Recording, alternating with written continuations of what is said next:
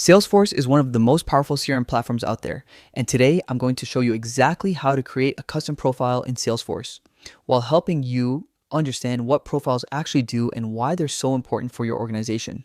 Let's jump right in. When you log into your Salesforce account, head to the top right corner of your screen. You'll see a gear icon.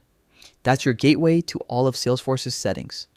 Click on it, and from the drop-down menu, select Setup.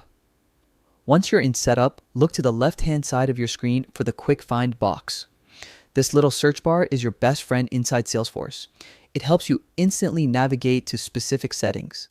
Type in Profiles and click on it when it appears. Now, you're on the Profiles page. This is where Salesforce lists every profile that exists in your system, from standard ones like System Administrator and Standard User to any custom ones you've already created.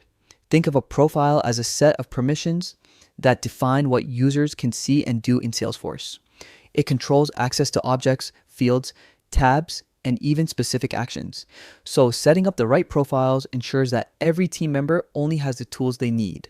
Nothing more, nothing less. To create a new one, click on the New Profile button.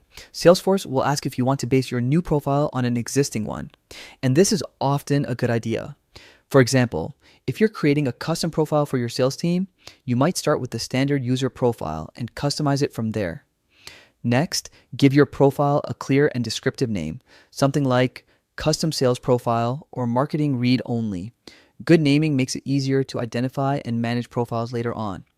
Once your profile name is set, simply hit Save.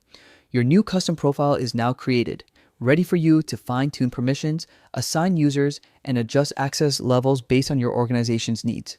And that's it. You've just created a custom profile in Salesforce. Profiles might seem simple, but they play a huge role in keeping your org secure, organized, and efficient.